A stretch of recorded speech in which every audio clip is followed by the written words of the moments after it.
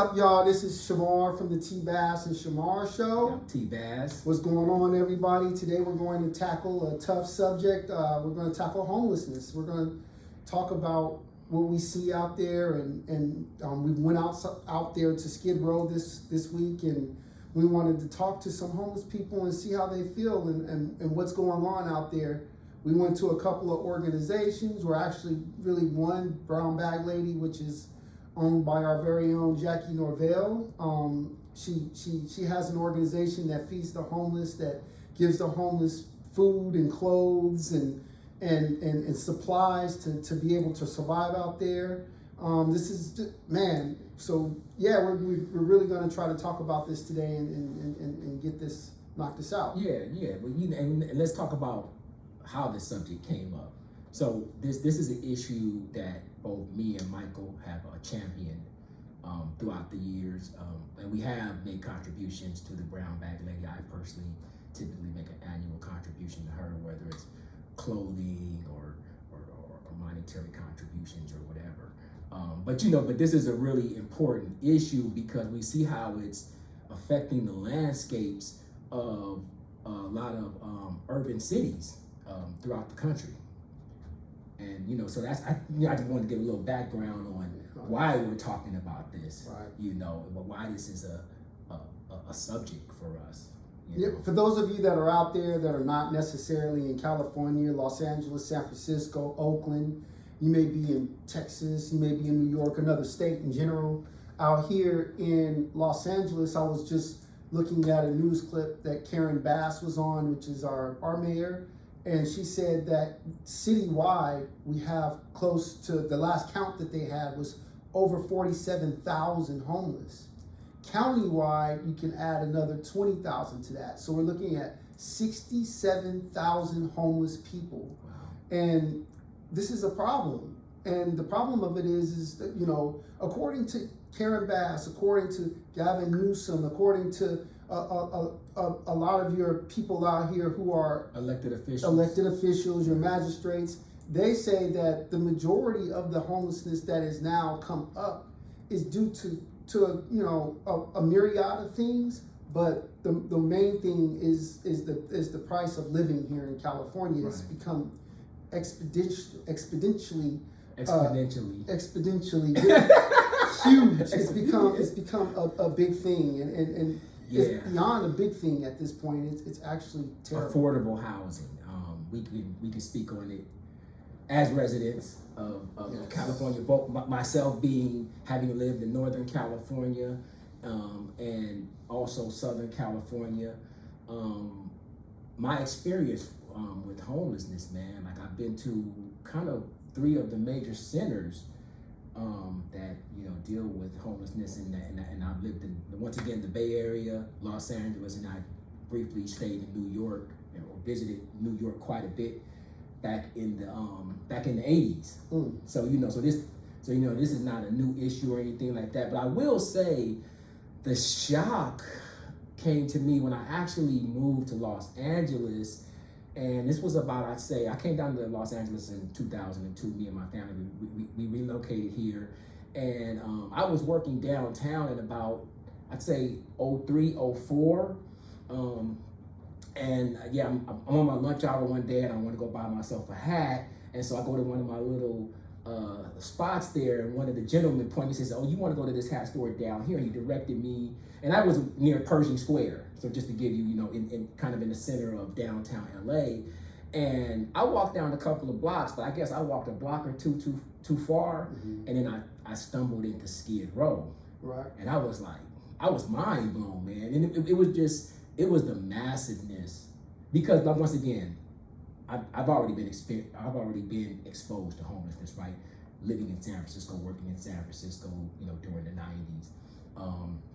And New York, but I had never seen anything on the scale that I was exposed to when I got to Los Angeles. I was like, wow, this is mind blowing to me. I was like, do the city officials know that this exists? Like, I was like, because it was just so concentrated, and to be honest with you, massive. How long ago was that? That was like I said, like around 2003, 2004. About 20 years ago or so? Yeah.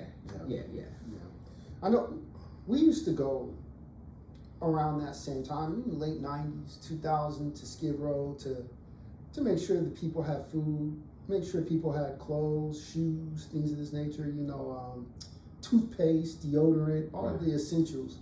And back then it was bad, but just recently we went down there and it's a literal city downtown. Right. Like a full homeless city. Right. We actually have a brother that we spoke to, which you guys will see in one of the clips, that more or less, he said he comes downtown 3 to 4 times a week. And I'm like, well, why downtown? Why? Well, out of all the places, you can go a whole lot of places in California. What will make you come downtown? And he says, well, homelessness is established downtown. And listen to that word, established. Like, so this is a permanent fixture, something that they know that they a go-to for homeless people. Well, you know, and I think maybe what he was alluding to was the fact that it's not a place where you're going to get harassed. Right. You know, it's kind of accepted. Right. You know, maybe that may have been the better word. But whatever, he said what he said, it's like established, but it is established. It is established. Because all right, my brother, what were you saying? What were you speaking on? What I was saying is that there's a lot of people out here that are homeless, but we're skating in between the cracks. Of course, you have the mental illness. You know, you have these guys, they can't make decisions on their own. Right. So you can't put them in programs and stuff because there's nobody out here really determining, like, okay, you're mental, so hey, you know what? There's a place to put them. But there's a big number like myself. I actually have a job. I work. You know, I work from 9 to 5, actually from 7 to 5. So I'm you know, I work good hours. Right. But so where do you live now? Well, I live in my car, you know, and I have, you know, I live in my car. I'm paying my car note. You know, when you're working and stuff like that, and you're homeless, it sucks your money up because you have to pay everything at the cost. When you move your car, gas, it costs. Right. When you live in your car, you know, you have to eat every day. You have to, and that's breakfast, lunch, and dinner, you know, or you have to take care of yourself, you know. Yeah. No one's gonna let you stay for free. You have motel rooms, but that costs. Right. You see what I'm saying? And then, like for me, you mentioned the shelters. Well, I work Monday through Friday. The shelters are closed Saturday and Sundays. I'm not getting out here on time after work to where I can get some assistance or help. I hear you. Because, you see what I'm saying? Wow. So that leaves me on the streets because when I get off of work, the hours of operation is not to the shelters. They're not open. They're not, you know, the workers that intaking and everything like that, they're going home at night. So it leaves you stuck. It leaves me stuck. So I can't get into the shelters. I'm not getting out here on time because of my job. So they know nothing about me. You feel me? Right.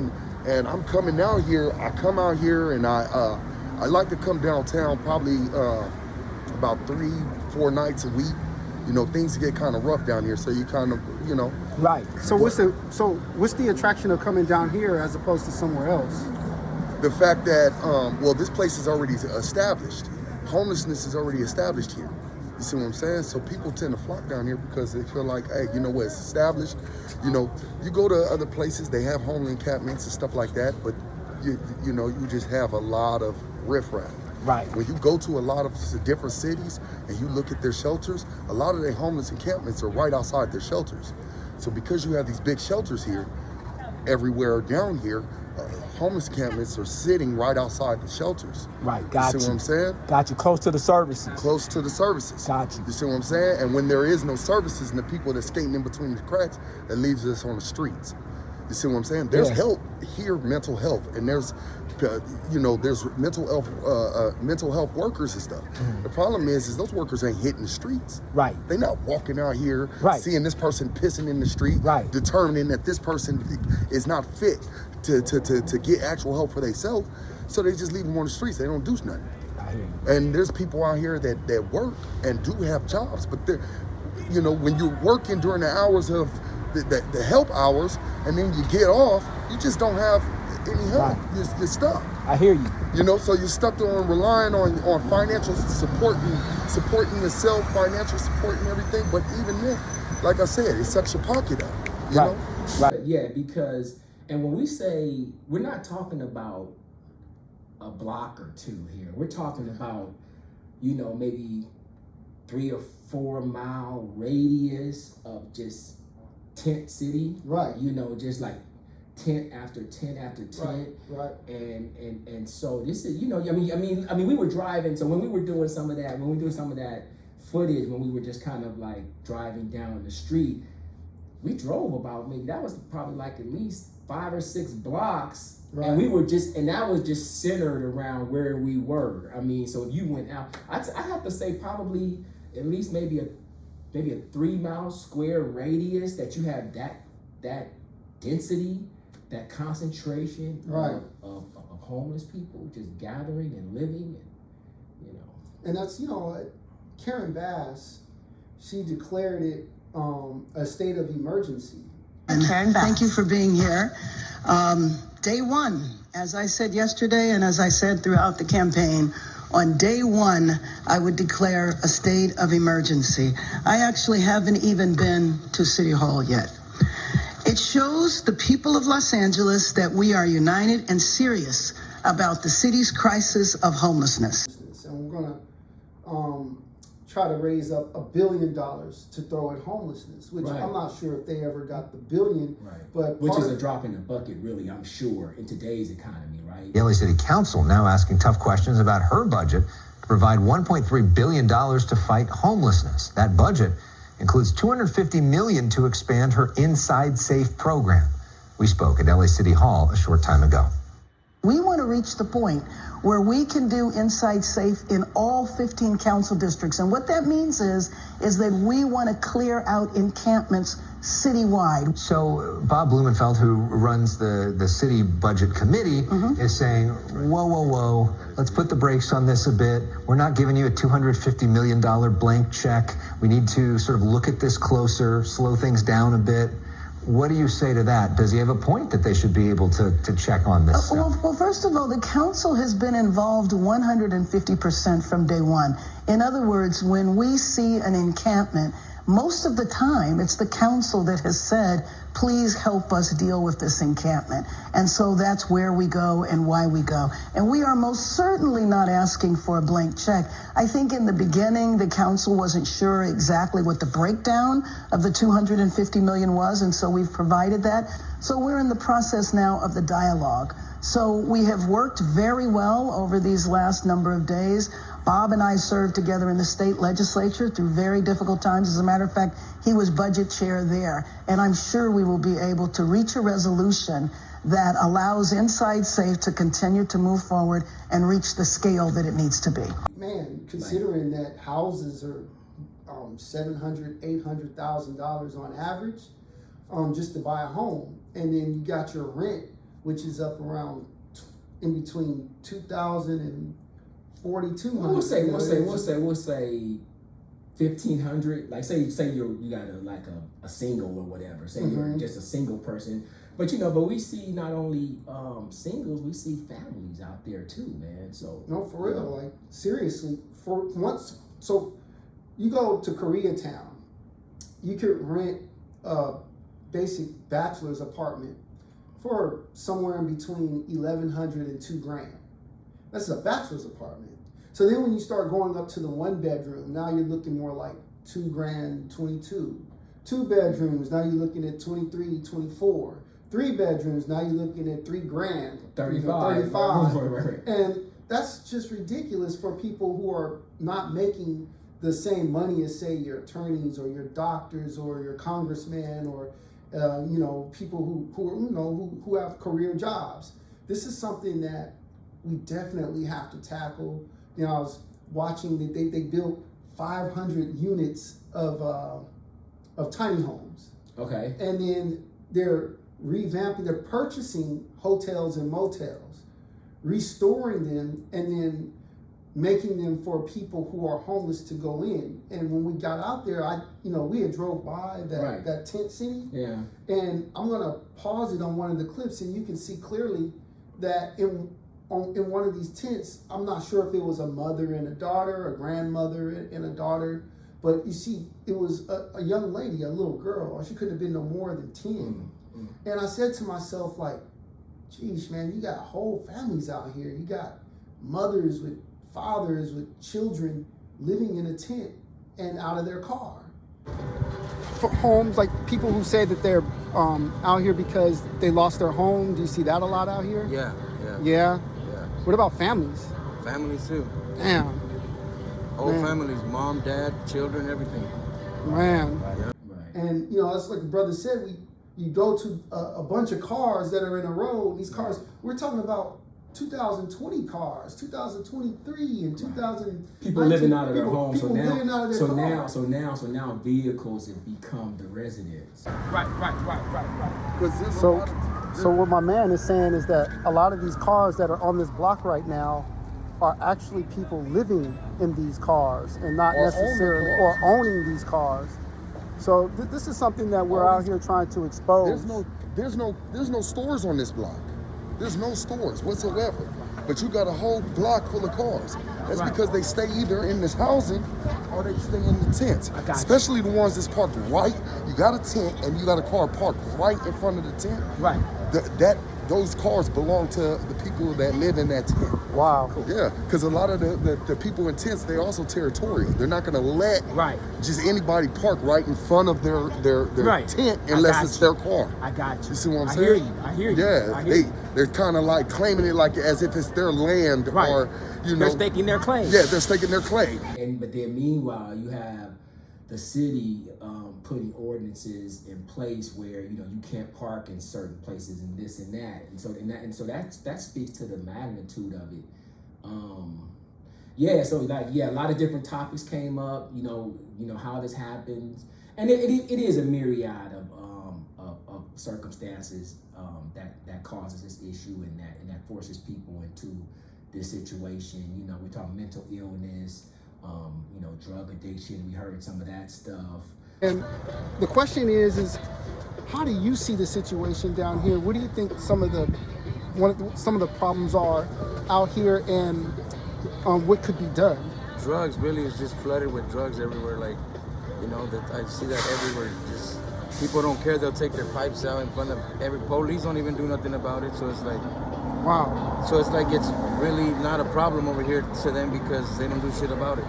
So, do you think there should be more drug rehab centers or? Yeah, really, that's what they need, more rehabs and like better places to keep people off drugs and stuff like that. Is there a lot of violence out here? Yeah, there is. Like, is it?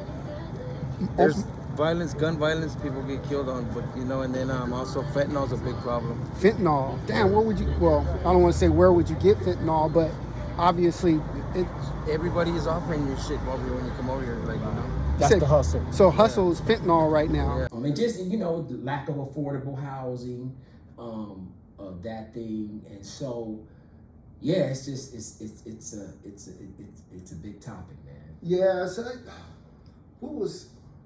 to me, it's not necessarily shocking or surprising. It is shocking to me. Well, I was going to say that the drug of choice out there was fentanyl. Right. That's something that kind of surprised me. I would have thought that it would have been, you know, heroin or. Well, no, because fentanyl is the new. It's the new heroin. It's the new thing. Right. That's you know, that's the new thing. But you know what? So why I said it is like it's shocking to me, man, because it's not something that can be swept under the rug. It's not something that you can ignore. You know what I mean? When you're driving through this portion of the city, you can't help but notice, and to me, it's just the clearest form of societal neglect. Absolutely, and it's not. It would be assumed that the reason why a lot of these people out here are because they're on drugs or because they're mentally ill, just not ambitious enough. All of these different, right? They're lazy, and we hear all these different conversations around, you know, homelessness. But I'm sorry, finish your point. That's just it. Is you get all of these assumptions, right? And so I'm looking up some of these supposed assumptions such as, well, majority of them are on drugs. No, some of them are on drugs, but when you like look at the statistics for Los Angeles, you don't see Los Angeles at the top 10 of marijuana, cocaine, heroin, fentanyl, right. all of these major drugs. You see Fresno maybe, but Los Angeles, no. Right. And that's where the majority of the homelessness is in Right. literally in Los Angeles. There's more people homeless in Los Angeles than like you can combine like 4 and 5 and 6 states. Well, Just yeah. combine them. Right. And there's more homelessness in Los Angeles alone than just 5 or 6 states combined. You know, I'll say this, man. I can speak as a Californian. I can say this. I can see how, because once you fall here, I think it's extremely hard to get up. You know what I mean? Because of the kind of the prohibitive rents that we have. You know what I mean? I mean, like you said, if the minimum rent that you're gonna pay to get a place is, I don't know, $1,100, $1,500, say $1,500 or whatever, and then the landlords want first and last or whatever. I don't even know if first and last is even a thing anymore. It is, and $1,500 is being very generous with that. That's conservative. That's very conservative. Right. Like, I was looking up 2-bedroom, 2-bath. Right. And I want to say that's Jefferson,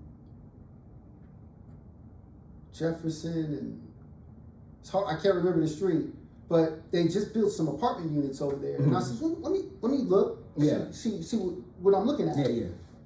For a 2-bedroom, 2-bath, we're looking at $2,800. Right, which is paper. Which is $2,800. Right. And then they want first and last. Right, so that's 5 G's. Off top. And so then what you have here is a lot of these homeless people are COVID victims. Not meaning they had COVID and went to the hospital, meaning that when people had to go home and not go to work, some people fell behind on rent and couldn't pay rent.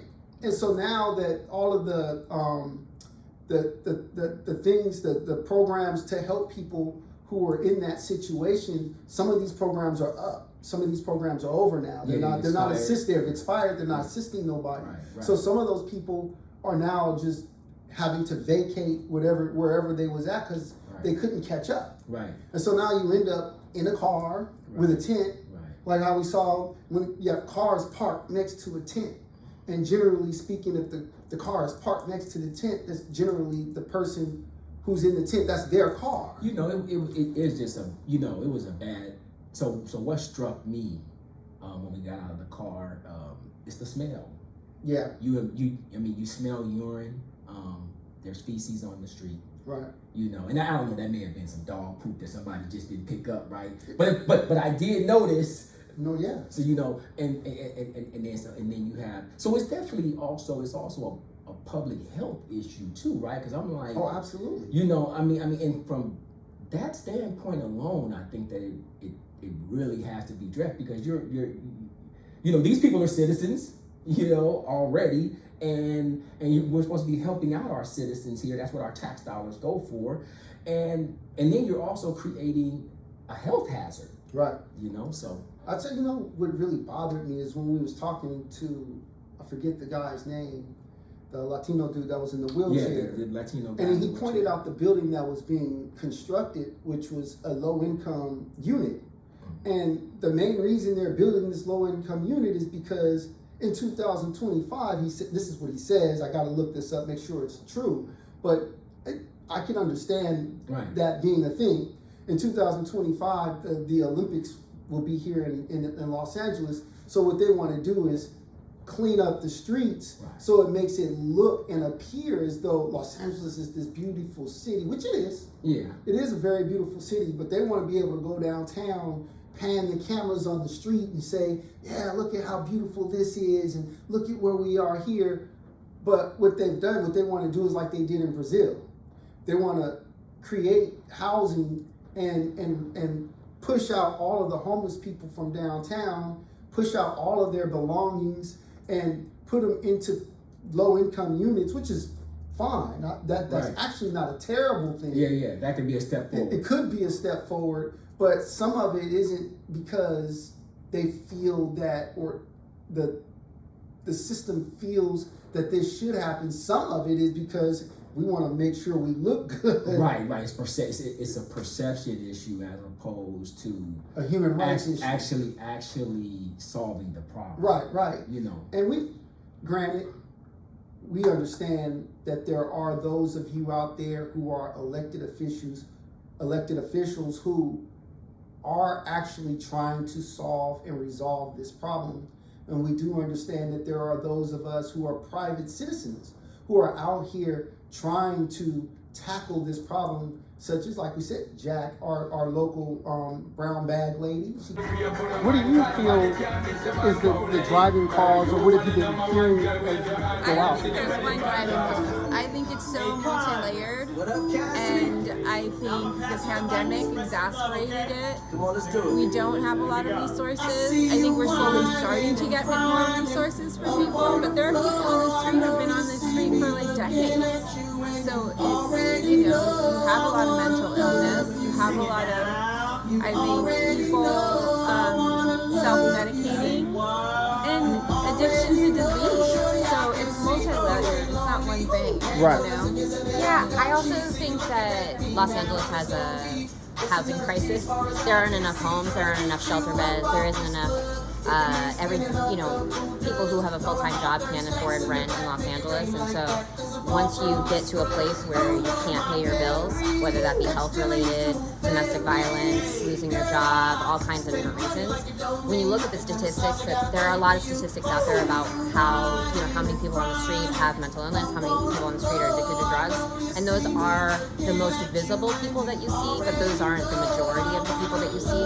The majority of the people that are homeless came into either a health or financial crisis that they could never recover from. And so that's really, when you look around, I mean, living in Los Angeles, having a full-time job, it's hard to make ends meet. And I can't imagine if I got so sick that I didn't have my job for 1 month and I had no savings, and then I'm living out of my car. And how long can you live out of your car before you end up not being able to pay that payment? So I think that a lot of it's multifaceted, and everybody is on the street for a different reason. But I think that to put the blame on mental illness and drugs is a cop-out, because it makes the person living on the street an other, and in all reality, a lot of times it's just that they came into a hard place and never were able to recover, just like anybody else could, being paycheck to paycheck. She goes out and she feeds the homeless. She makes sure she feeds at least 100 people every first Sunday of the month.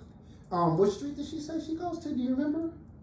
I don't recall the specific street, but it's in the Skid Row area. Right, near that 5th and San. She's always doing things for people. I didn't mean to cut you off, but she's always doing things for people, man. Like when we have leftover food from just functions and stuff like that. I remember at one point she was going down to Starbucks in our building, and if they had leftover stuff, she would gather up that food and take it down to the people and just feed people, even on the weeknights. She just may randomly put in some work like that. Jackie, putting in that work. Yeah. Just just looking out, for the people and trying to take care of people, man. So what brought you down here? And you just answered it. It's that, but it's also Jackie. Honestly, like her specifically. Like I feel like she embodies something that you don't see every day. Like she's like once in a generation type of person where, like a lot of people see us every day, and like I'll come out, every Sunday that I can, but Jackie's made it like a real mission to like change the way this city is going to be seen. Like I feel like as much power as I can give her, like as much like voice or as anything I can do to like kind of snowball this, like I'll do it, because she's a force of nature. Yeah, absolutely, and directly impacting people's lives. Yeah. And in the hands of like I said, we talk about it, but it's a different thing to actually deal with it, to put it together, to do organize it day in and day out. Yeah. Right. It's not easy. And we don't have the type of people, you can't make Jackies. You can't just like make someone decide to give up that much of their life and volunteer that much time. But you can definitely give her as much resources as she can touch people like myself, to have them come out like one Sunday, have them come out and like you guys get you involved so that you can spread the word about it. Yes. Because if people don't know about it, they don't understand. They think it's an unsolvable problem, because from the outside it kind of is. Right. Unless you get on the ground and you see like, oh no, we need to like reach out one person at a time. These people have been like already smacked by society. If we're not like there giving the soft hand approach back, why would they come back? I always think about it like that. Like, if I got kicked out by, you know, financial reasons, all these other things, it had nothing to do with me. Why would I then go and give my trust back to these people that were the people that kicked me out in the first place? Well, here's the thing. Okay, so Gavin Newsom, he's addressed this issue too. But you know, one thing I will say that was a little presumptuous about the elected officials is that I think the core of this all breaks down into the unaffordability of housing. So look, if we keep raising wages and stuff like that, you know, living wages and this and that. But listen, it doesn't matter if you still have the housing basically going up, you know, to match the raising of the wages, right? And I'm mentioning this because you have, you know, up north, and you know, when we had, you know, the tech boom and all this and that, and those workers are making those workers are making really good money, and so the landlord said, oh well, you know what, I want my cut, right? You know, they can afford to do this and do that. I always felt like that was presumptuous anyway, because I was like, well, what's wrong with them keeping there? So what makes you think that you deserve a cut of that? Yeah. But the whole issue is that we're causing a lot of problems with this exorbitant housing, because I just was doing the thinking off the top of my head, Mike, and I said, if people are giving up that much money just to keep roofs over their heads and stuff like that, this is why we see the lack of retirement planning. So we're basically also affecting our future too, because people aren't prepared because they're giving up too much. Workers and people just in general are not prepared because they're giving up too much just to survive. So we're creating this survival mode kind of reality. And then we got all these people who are on strike right now. First you have the Writers Guild, or the people who are doing the writing. Mm-hmm. Then you had your people in hotels. Right. You got teachers. You got all different sorts of factions and different sorts of companies and people who have said, you know, I'm tired of this. Right. I'm tired of not getting paid enough. I'm tired of not being given the proper wage that I should be given to live here. It's definitely a California issue. Oh man, the cost of living goes up 7, 8, 10%, but your wage goes up 2%, 1%. So I worked with a woman years ago. She was from Chicago. She was a Chicagonian, and she had come to California, and she stayed here. And she left. She said, "You guys are crazy out here." she said, "You guys are crazy out here." Yeah. But the reality of it was, she was like, I'm not trying to keep up. And so guess what? This is also affecting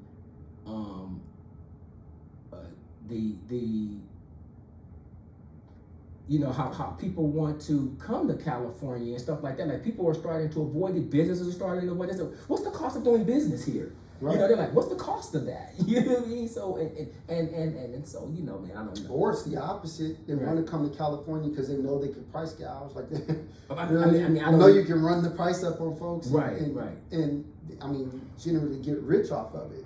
Yeah, I don't know, but I mean, what I do know is that it's a challenge. You know, my oldest daughter, she left California because she didn't necessarily want to make the investment here. You know, and she's gainfully employed and stuff. But then you look at it, you say, what am I getting? You know, you go to these cities, New York, San Francisco, the Bay Area, Los Angeles, and you look at what you're paying and what you're giving up, and what are you getting in return? Oh man, you're paying $800,000 for a home that is actually at best $250,000, $300,000. You know, a house built in 1948. Yeah.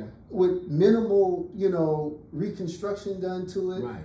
And you're asking me to pay $800,000 for this home. Right. And that's typically too much for the average person. You know, people literally have to leave out to Palmdale. Lancaster, 60 miles away, 50 miles away, to find so-called affordable housing, and even those houses are like ridiculous in some cases. Like, well, it's not that bad. It's worse out here. No. But listen to what we said. Not that bad, right? So one of my friends just he's out in that like you said, Palmdale, Lancaster. But they just he's happy, married. Him and his wife, they just had a child. So they're trying to get ready for the future.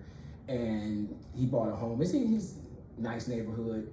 I just asked, hey, I'm just curious, what'd you pay for your place? He said, oh, it wasn't that bad. It was $545,000. $500,000. So $500,000, right? So $500,000. So basically what we're talking about is $500,000 minimum to keep a roof over your head. But how does the Starbucks, that's a significant amount of money, man. It's a significant amount of money, especially when we talk about the fact that we're living in hoods. Yeah. So it used to be when you spent $500,000, I remember Too Short quoted back in the 80s or whatever, bought me a little something for $500,000, nice little home in the Oakland Hills, a little something for $500,000. That's what you got, right? Right. But now you spending $500,000 or whatever, and you in the neighborhood. Man, you gotta imagine. So with you helicopters. buy a $500,000 home, which they want, but. And you ain't getting $500,000 now in the neighborhood. Like you probably not getting that. You probably 6 or 7, like you said. Say you paid $500,000. Okay, 6. What do they want? 10%? Down off top, some even say 30%. Well, there's programs. I mean, you may be able to maneuver your way around some of that because they have some programs or stuff like that. But the point is. But say you do put the $60,000 on a $600,000 home. Right. Well, your mortgage is gonna be $5,200, $6,000. Yeah. Somewhere $4,800. Right. That's just mortgage. Right. We ain't talking about light bill. Right. Gas bill. Right. Food. Right.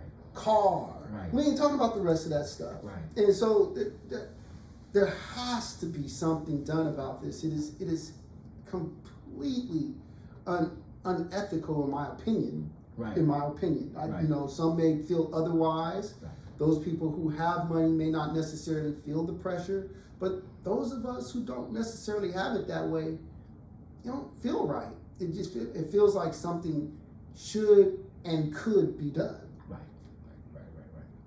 So yeah, man, it's a deep issue, bro. It's a deep issue, but I'm glad that we're here, we're talking about it, we're giving some of our feelings about it and letting people know why this is important to us to address, because we do want to, besides on this show, we do want to.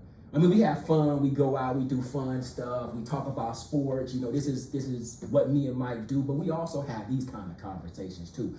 About real life things that affect us, and just people just living in the world, So I'm hoping that the viewers find what we did, in this segment, informative. Yes, and if you could get out there, lend a helping hand, go out sometimes and volunteer to some of these organizations. They need help. It's funny, I'm a backtrack way back here, but my mother actually taught me when I was a kid, man, like sometimes when my shoes and stuff got old and I would get ready to chuck them in the garbage can, and my mom would be like, oh, no, don't throw those shoes away. Somebody on the street could use those shoes. Yeah. And we're talking about the 1970s or whatever, going into the 80s. So my mother was always kind of a forward thinker in that respect of, helping out the less fortunate. Honestly, anybody out there listening, this a challenge. If you have old clothes, if you have old shoes, old pants, old shirts, jackets, specific jackets especially, you have even blankets, go out and give it to somebody that's homeless. Find the homeless encampment, give them a bag. Find a church that donates to the homeless. Give them a bag. Right. Try to get out there and make a difference. You know what I'm saying? What could it hurt? What could it hurt? You can only help. You know what I'm saying? That please, I implore you. I'm begging you. Please get out there and give away your old stuff, man. If you're not using it, why keep it? You know what I'm saying? It's just keeping this, just taking up space in your closet or in your room or wherever it's at. Why not put it to use? Why not give it to someone who could use it? Yeah. What we want to do is conclude this portion of the podcast. I do want to say what's up to my folks out in Seattle. What's up, James? What's up, Clayton? What's up, Brandon? What's up, Eric? How you brothers doing? Jimmy, how y'all doing? I'm going to talk about y'all Hawks in a second. I know you guys are Hawk fans, and I know you're going to watch this segment. I got to say this. The Eagles are going to kick your butt. I know. Okay, so we back on sports. So we back on sports. And I know y'all don't want to hear that right now. You're like, you know what, Anderson? Hey, I know the Hawks are 3-1. I know Philadelphia is struggling in certain areas. And honestly, the Hawks have whooped the Eagles' tail. I don't know, was it the last 6 years in a 6 years they played them? I don't follow your team like that. I know, James, you told me, hey, we done whooped y'all's tail quite a bit. I feel you. We about to deliver that same tail whooping right to you, player. Okay. We coming for you. Yes, we coming for you. And I see you. I see you. So, hey, fly, Eagle, fly, man. Yeah, well, I'm since you directed it back to sports, my Raiders, I'm frustrated. We need a win. We got to get back on track. We got to get back on track. We're 1-3. I feel like we should be 3-1, but we're not. And so Green Bay on Monday night is a must win for the Raiders. Actually, you know what? Like I said, I feel like, honestly speaking, we should go on a 3-game winning streak. 3-game winning streak. I think that we should definitely, we have to beat Green Bay. You got to start with Green Bay, because guess what? If you lose against Green Bay, now you're 1-4. And then you got the Patriots coming in. And that's a winnable game. But who knows? You may lose to them, because the reality is we keep losing winnable games. It's a tricky thing, because honestly speaking, I think the key loss for us was the Pittsburgh loss. I feel like guess what? If we had won that game, we'd be 2-2. So we'd be middle of the road with everybody else, and we wouldn't be that far behind. But we lost that, and then you go and then you lose the Chargers game, which was understandable because you had your second string quarterback in there. I felt like we blew the game at the end. We got to figure out a way to close games. So what do the Raiders need to do? They need to come out and get a Monday night win against Green Bay. Boom. Then you got the Patriots coming into your house. You got to beat them. And if you lose to the Bears, I don't know what to say. No, like I said, if we take that L to the Bears, I'm just going to walk downstairs and give Henry his money. I'm just going to walk down and chip him up. Like, let me just, that nine game. So one of the FedEx guys, he's like, T, we not winning 4 games this year. I was like, come on, bro, don't tell me that. Like, that's a little too, that's way too low of a standard. I started the season with all that energy. But look, I'll say this. I still feel like the Raiders can get 9 wins. But you got to start Monday night. You got to get a win against Green Bay. And Green Bay is going to be a tough win. Even though it's in our house. But you got to figure out a way to get that win. And then you got the Patriots. I think you can beat the Patriots if you play good football. And then you got the Bears. So if you go on a 3-game winning streak, now you're 4-3 and you're turning the momentum around. So, I mean, that's just the focus for the Raiders, man. They got to pick it up. I started the season off with all that good energy. But I can't lie. If they lose one more, I might have to fall off the wagon. Right. No. Well, I jumped on that bandwagon again at the beginning of the year. The Raiders have to win the next. In my opinion, they have to win the next 3. Now, if you win the next 3, you're kind of right where you should have been, right? You're. I mean, I feel like you should have been better, but you're not. But you're not in a bad situation, because the reality about the NFL this year is that there's only a few elite teams anyway, and everybody else is kind of middle of the road. So you know, the thing is they need to really just focus in one game at a time, but they gotta beat. I don't know, to be honest with you, I don't know if we can beat Green Bay. Like, based on what we've been doing, but what I do know is this. And we kind of got exposed because we lost to Pittsburgh, and I was arguing with y'all, and I was like, man, Pittsburgh is not, like, they're an average team right now. They're not the Pittsburgh Steelers of old. They're not at all. You know what I mean? So that's a must-win game. We went in there, messed around, and we lost. And then guess what?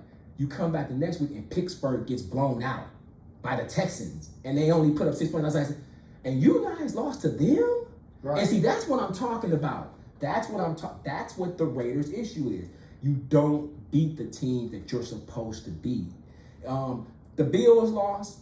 I figured we wouldn't beat the Bills. I don't feel as though we're on their level right now. That's just an honest admission. But these teams that you're supposed to be beating, man, you can't lose to them. And Green Bay, to me, is the same as the Pittsburgh Steelers. They're not the Green Bay of old. They're not the Green Bay when Aaron Rodgers was on top, or Brent Favre, whatever. This is a beatable team. This should be a beatable. This should be a winnable game. A winnable game, especially in your house. Oh man. And so you, man, impress me. Win the next two. Beat Green Bay, beat the Patriots, and then you must beat the Bears. Because if you let the Bears sneak up on you, beat the Bears. Right. Well, and this is not a beat up on the Bears thing, because you can lose to any given team. This is NFL football, so you can lose to any given team on any given Sunday. Don't underestimate them. But winners always beat the teams they're supposed to beat. Right. They find a way to win. You know. Right. You don't let an underdog beat you if you're a winner. So some of the stuff the Raiders was talking about, some of the stuff that got Devontae Adams and them upset, like changing this losing culture. Well, guess what? You change that losing culture by beating the teams you're supposed to beat. Not necessarily the teams who are going to challenge you or better than you. If you can rise to the occasion there, that's fine. But you must beat the teams that you should beat. So you can't take losses like, the Bears, or even in my mind, the Patriots. You should be able to beat the Patriots, and I feel like you're going to have to play some good football to beat Green Bay, because even though they're average, but you got to do it. I question, is Jimmy Garoppolo enough? And I think he's enough to get to the playoffs at this point. But we've been talking about this. Well, I don't even want to mention the playoffs. I'm not bringing the playoffs up. He's good enough to get there, and obviously to a Super Bowl, because he took his team to a Super Bowl before. Right. My question is, once again, McDaniels. Okay. I'm going to say it. Yeah. I think he's a bum. Yeah. I think your coach is a bum. Okay. And his record says as much. And of course, if you have a bum coach, how the team gonna perform? There's been some questionable. There's been some questionable closings. Like, just some questionable close. I'm not going to put it all on McDaniels. I think it's an organizational thing. I think, I think it's an organizational thing, man, from the top to the bottom. But I do feel like McDaniels could do a better job. I think he's the main of getting us past those losses. Once again, it's all kind of new though. But that's the Raiders' problem. One of the Raiders' problems is that we don't stick with anything. We're always changing, bro. Every 2 or 3 years, we got a new coach. We got a new quarterback. I mean, Derek Carr we had a quarterback for 9 years. He was there. He was pretty consistent. But I honestly believe that that's part of the Raiders' problem, is that we don't sit with anything long enough. Even this thing right here that we're watching, this is all kind of really just an experiment, because Garoppolo and Devontae have just gotten together. I feel like Garoppolo needs to learn his receivers better. I think those guys need to have some freaking sleepovers and really bond as a unit. Like, really bond as a unit and become a team, right? Hunter Renfrow, it just doesn't feel like he's connected with his receivers. he throws a lot to Devontae. That's what I was talking about when I said we're very one-dimensional. Very one-dimensional. Very one-dimensional on offense. And he's got a good running back. Right. And he's getting going. I like to see him catching more passes now and not just running the ball, but also catching passes. But I think that Garoppolo has to spread that ball around, and then I think that offense will be what I imagined it to be, as kind of a dangerous offense where you don't know who's going to strike on you. We got a young tight end, so he's got to grow up. He's just a pup right now. Right. But use your tight end, bro. Get him involved. Target Hunter Renfrow more. Yeah. I like Devontae is being a beast right now. He's getting a lot, and then the other receiver that we got out of New England, keep him involved and get him even more involved, but spread the ball around so that they can't focus on one person. And so I maybe some of this is just a chemistry issue. I don't know, man, but they same old Raiders right now. Same old Raiders right now. And I really want to change. I hate hearing that. When people say that, bro,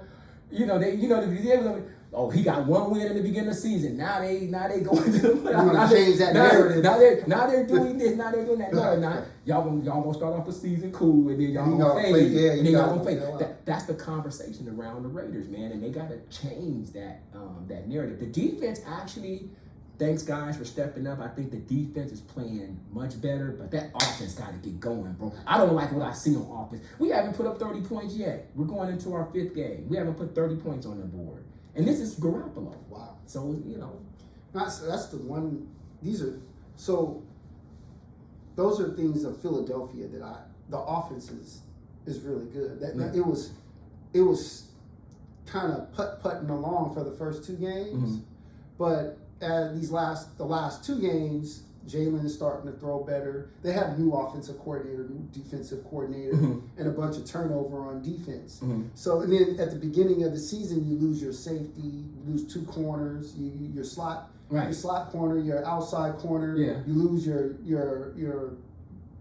linebacker. Right. So they were suffering in the secondary, which they're not doing very well in the secondary right now. Right. The run defense is nice. Your secondary last year, I was like, it was that's nice. what my secondary. That's what shut them down secondary. But I think what the coach is Desai is Sean Desai, I believe it is the defensive coordinator. I think what he needs to do is go to more blitz packages and man-to-man on the corners. Yeah. And the reason being is because your defensive line is at the top of the league in quarterback pressures. Okay. Like, these dudes are getting pressure on the quarterback more than any other team in the league. So if you're getting that much pressure on the quarterback, then you could, and this is with just 4 players. Right. So you're just rushing your front 4 and getting that type of pressure. Right.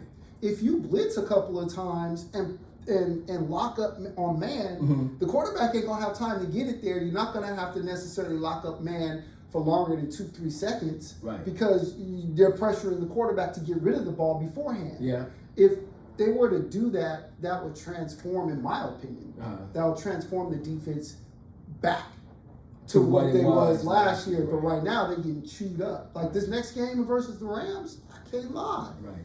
I'm going into the game like, I don't know. Y'all better be careful because the Rams are sneaky. The Rams are sneaky, man. And guess what? And they may be catching the rhythm. And if Cooper Kupp comes back, yeah, and then that new receiver that they got, forget his name, Nakua, this new young receiver. Oh man.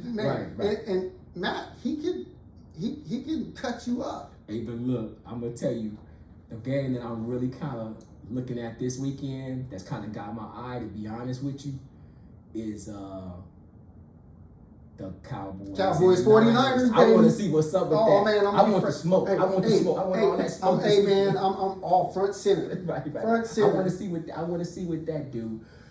Because honestly speaking, I think in the NFC, if things continue to go where it go, I think it's honestly going to be you guys and the Niners. I hope so. And that's like 2 juggernauts just standing in the middle of the field, slugging it out. So yeah. There's a 4th team in the NFC that no one is talking about. So who is this 4th team? The Lions. Right.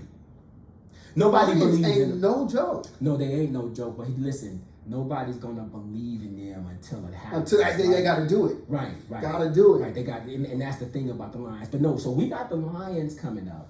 So I said this 3-game winning streak, right? We got the Lions coming up after the Bears game, and then we have the Lions. That may be a Monday night game. I'm not quite sure, but that's a tough game right there. I put an L. I put an L on the schedule on that one. And then after that, after the Lions, I think we may have the Giants, so we get back into some winnable kind of stuff. So, but you know, for my squad, man, you know, the Raiders, man, I start off all enthusiastic. I have my little gear on, and man, by week 4 and 5, I'd be like, reality beat is set in on me. I'd be like, man, what's up with these guys? But, and you know, and so I've heard a whole bunch of different things. Josh McDaniels, sometimes he starts slow. Well, you know what, man, you got to change that. You know, we can't, you know, you got to stop being in scramble mode all of the time. You know what I mean? Like, you know, now you got to win your next, you know, 5 or 7 and all this stuff. It's, man, come on, you got to get out there and win. Just win, baby. Just win, baby. That's yeah. I know. Are we gonna do 2 weeks from now Notre Dame SC? Oh man, we got to do that. We got to do a segment around the whole college football thing. So T here, he got SC. I'm an SC guy. And I've been Notre Dame since '89, maybe since '89. So that's gonna be a great game. So look, so as it stands right now, SC is number 8 and y'all number 9. Right. That's where we at with this. Right. So if you guys continue to win and we continue to win, you probably gonna end up buying me another 6-pack this year. Is that gonna be the bet? That's what the bet was last year? I think that's what it was last year. I think that's what it was last year. I'll take that 6-pack. 6-pack of a good whatever beer. Whatever brew. Hey, there it is. There it is right there, man. So in a couple of weeks, we're gonna reconvene. We're gonna talk to you out there. Anybody out there right now, if you can, please hit that subscribe button right beneath. We'll appreciate that. Our motto is, what is it? Don't talk about it, be about it. Be about it. And check this out. We're gonna keep these interesting topics coming to you, like the homelessness topic that we had this week. Also, we're going to do something on hip hop because there's a 50th anniversary of hip hop going on. And yeah, we'll see you then.